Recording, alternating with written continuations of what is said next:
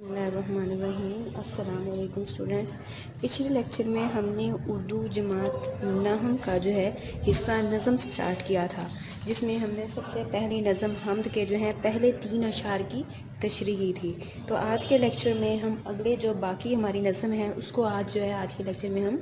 Complete करेंगे। तो चौथे शेर से शुरू करेंगे। जचता नहीं नज़र में यहाँ खलते सुल्तानी, कमली में मगन अपनी रहता है गदा तेरा। तो यहाँ पे सबसे पहले क्या है, आप अल्फाज मुश्किल अल्फाज के मायने आपको लिखवा दूँ। पहला लफ्ज़ है जचता नहीं, यानी अच्छा नहीं लगता। खलते सुल्तानी यानी शाही लिबास या बहुत कीमती या आला जो लिबास होता है। कमली, कमली यानी चादर या छोटी किस्म का कंबल या फिर गुदड़ी। मगन मस्त या महव रहना, मस्त रहना। और गदा यानी फ़कीर। तो यहाँ पर मौलाना अल्ताफ़ हुसैन हाली जो हैं वो अल्लाह ताला की तारीफ़ बयान करते हुए कहते हैं कि ए अल्लाह, तेरा फ़कीर तो अपनी गुदड़ी यानी अपनी जो मामूली सी चादर है या गुदड़ी है उसी में ही मस्त रहता है। उसकी नज़र में शाही लिबास जो है ये कोई अहमियत नहीं रखते। मतलब ये जो आम सादा अल्फाज में इसका जो मफ़हूम है वो यही है कि जो अल्लाह ताला को बनता है या अल्लाह ताला की से मोहब्बत करने वाला है वो क्या अपनी मामूली सी चादर में ही खुश रहता है। उसके सामने ये जो शाही लिबास हैं, कीमती लिबास हैं, ये कोई हैसियत नहीं रखते। तो यहाँ पे मौलाना अल्ताफ़ हुसैन हाली जो है अल्लाह ताला की शान को बयान करते हुए क्या है अल्लाह के जो भी, क्योंकि इंसान जब दुनिया में आता है जिसने अल्लाह ताला की ज़ात को पहचान लिया, जान लिया, तो उसे क्या उसे पता चल जाएगा कि इस दुनिया में मतलब ये जो शाही लिबास हैं, पैसा दौलत है, ये सारा जो है ये काम नहीं आने वाला, ना आज काम आएगा ना आखिरत में। मतलब ये हमारे किसी काम का नहीं है। तो आखिरत में क्या है, नेक अमाल ही हमारे काम आने हैं। तो ये सारा ये जाहो जलाल, ये पैसा दौलत, कपड़े लिबास, ये सारे हमारे किसी काम के नहीं हैं। हमें क्या करना है, सिर्फ खुदा ताला की ज़ात को राज़ी करना है। तो जो अल्लाह वाले होते हैं वो ज़ाहिरी तौर पर ये लिबास, शान शौकत या ऊंचे मकान या इन चीज़ों की उनके सामने कोई हैसियत नहीं होती। वो सिर्फ खुदा ताला की ज़ात के लिए अपनी ज़िंदगी को गुजारते हैं, उसकी रज़ा के मुताबिक जो है अपनी ज़िंदगी को गुजार रहे होते हैं, क्योंकि उन्हें पता होता है कि उनका भला किस चीज़ में, उनकी कामयाबी किस चीज़ में। और वो इन चीज़ों में फंसते नहीं हैं कि वो पैसे और लालच की, पैसा दौलत माल इनकी हवस में फंस कर जो है वो इस दुनिया में इस दौलत के दलदल में नहीं फंसते, बल्कि वो क्या है, उनकी नज़र आखिरत पर होती है। वो अल्लाह ताला की इबादत करते हैं, अल्लाह ताला को जो है अल्लाह ताला को राज़ी करते हैं, क्योंकि उन्हें पता है कि किस तरह से जो है वो आखिरत में कामयाबी हासिल कर सकते हैं। ये दुनिया के जो लिबास हैं, शाही लिबास हैं, कीमती लिबास हैं, ये उनको किसी तरह से भी कोई फ़ायदा नहीं देंगे। तो जो अल्लाह वाले होते हैं वो अपनी मामूली चादर में, फटे पुराने लिबास में, अपने मामूली से घर में, उसी में ही जो है खुश रहते हैं। और असल वही होते हैं कि वो हर हाल में राज़ी रहते हैं। जिस हाल में अल्लाह ताला उन्हें रखता है ना, वो उसी हाल में राज़ी रहते हैं। उसके बाद जो अगला हमारा 5वां शेर है, तू ही नज़र आता है हर शय पे मुहीत उनको, जो रंजो मुसीबत में करते हैं गिला तेरा। तो सबसे पहले इसके अल्फाज मायनी, मुहीत यानी घेरने वाला या हावी, रंजो मुसीबत यानी दुख दर्द, और गिला यानी शिकवा शिकायत। तो यहाँ पर जो है मौलाना अल्ताफ़ हुसैन हाली क्या बोलते हैं कि ए अल्लाह, जो लोग दुख और मुसीबत में तेरी शिकायत करते हैं, मतलब जब उनको कोई मुसीबत आती है वो तुझसे शिकवा करते हैं, लेकिन उनको भी साफ नज़र आ जाता है कि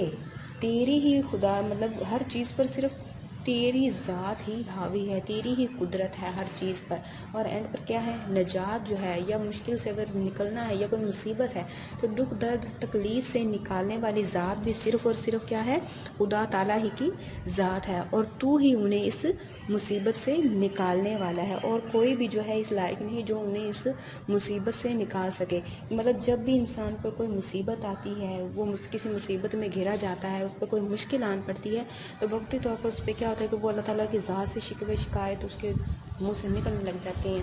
कि वो शिकायत करता है कि या अल्लाह میرے ساتھ یہ برا ہوا، ایسا ہوا وہ، لیکن پھر بھی اینڈ پہ کیا ہوتا ہے کہ وہ ہر جگہ ہر بار زمانے کے بعد مشکل سے جب نہیں نکلتا تو اینڈ پہ کیا ہوتا ہے وہ خدا تعالیٰ کی ذات کے سامنے حاضر ہوتا ہے، اس کے سامنے اپنا سر جھکاتا ہے، اس کے سامنے سجدہ ریز ہوتا ہے، اسی سے اپنی مشکل کا حل تلاش کرتا ہے، اور پھر خدا تعالیٰ کی ذات جو ہے اس کی تمام مصیبتوں کو دور کر دیتی ہے، اس کی تمام غلطیوں کو جو ہے معاف کر دیتی ہے، کیونکہ وہ غفور الرحیم ہے، بخشنے والا مہربان ہے۔ تو وہ کیا ہے اپنی اس رحیم ہونے کے ساتھ وہ کیا ہے اپنے بندوں کو تمام مصیبتوں کو معاف کر دیتا ہے۔ اللہ تعالیٰ جو ان کو معاف کرنے کے بعد بالکل مطلب یہ اس کی رحمت جو ہے اس کی تمام صفات پر حاوی ہے، اللہ تعالیٰ کی جو رحمت کی صفت ہے نا اس کی تمام صفات پر حاوی ہے۔ تو بندہ جتنی بھی غلطیاں کر لے، گناہ کر لے، جو بھی کر لے، ایک دفعہ سچے دل سے اللہ تعالیٰ سے معافی مانگ لے کہ یا اللہ میری توبہ، مجھ سے غلطی ہوئی، معاف کر دے، تو اللہ تعالیٰ فوراً جو ہے معاف فرما دیتے ہیں۔ تو یہاں پہ بھی مولانا الطاف حسین حالی جو ہے یہی چیز بیان کر کہ انسان گناہوں میں ڈوب جاتا ہے، غلطیاں کرتا ہے، مصیبتوں میں گر جاتا ہے، لیکن پھر بھی ایسے انسان جو اللہ تعالیٰ کی ذات سے شکوہ بھی کرتے ہیں جب انہیں کوئی مصیبت ہے، لیکن پھر بھی اینڈ پر کیا ہوتا ہے وہ اللہ تعالیٰ ہی سے جو ہے پناہ طلب کرتے ہیں، اسی سے ہی اس مصیبتوں سے نجات حاصل کرتے ہیں کہ مصیبتوں سے یا اللہ ہمیں نجات دے۔ وہ بھی جانتے ہیں کہ اللہ تعالیٰ ہی ہر چیز پر قادر ہے، ہر چیز پر اسی کی قدرت میں ہے، تو تمام مصیبتوں سے نکالنے والی ذات بھی اسی کی ہے۔ اس کے بعد آگے جو ہمارا چھٹا شعر ہے، آفاق میں پھیلے گی کب تک نہ مہک تیری، گھر گھر لیے پھرتی ہے پیغام صبا تیرا۔ تو آفاق یعنی دنیا، مہک خوشبو، صبا یعنی صبح کی ہوا۔ تو یہاں پہ بھی مولانا الطاف حسین حالی جو ہیں وہ اللہ تعالیٰ کی شان اور اس کی بڑائی اور اس کی ربوبیت کو جو ہے بیان کرتے ہوئے فرماتے ہیں کہ اے اللہ،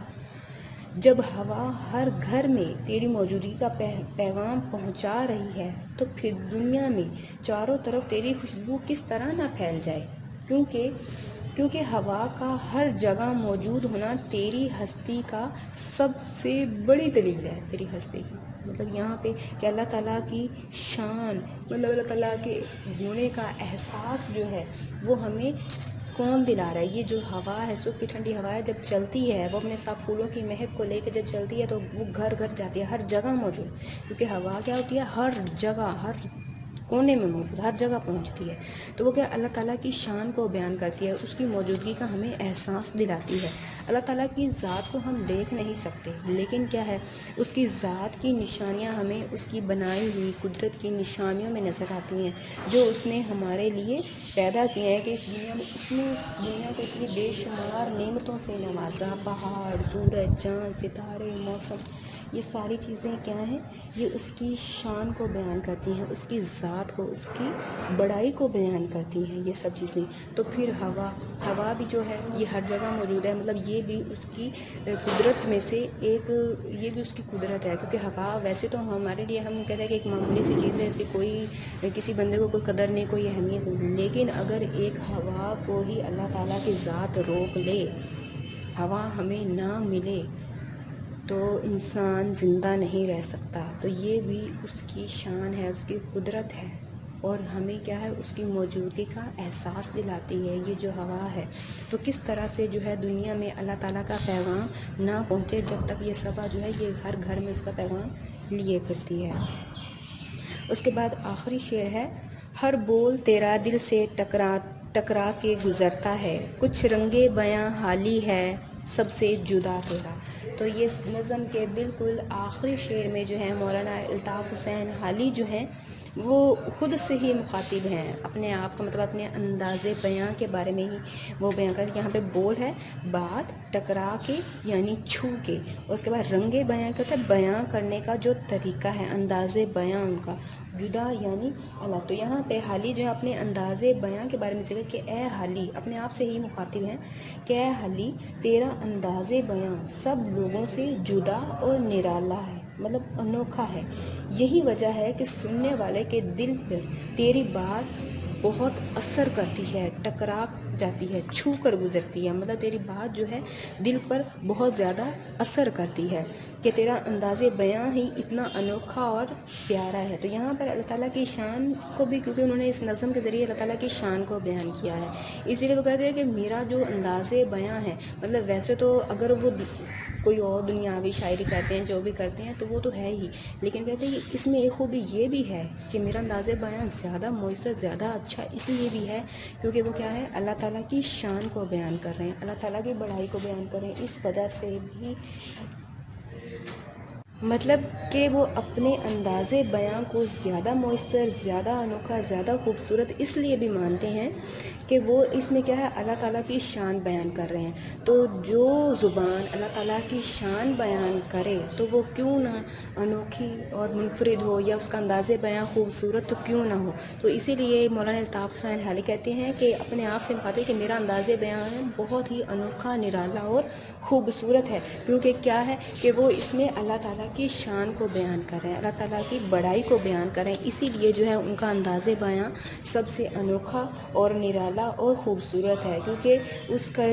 کو یہ فخر حاصل ہے کہ وہ اللہ تعالیٰ کی حمد بیان کر رہے ہیں، وہ اللہ تعالیٰ کی حمدیہ اشعار جو ہے اپنی زبان سے ادا کر رہے ہیں، اسی لیے ان کا انداز بیاں بھی ہے جو ہے وہ بھی بہت زیادہ خوبصورت ہے۔ اور وہ کہتے ہیں کہ یہ چیز جو ہے، مطلب اللہ تعالیٰ کی حمد بیان کرنا،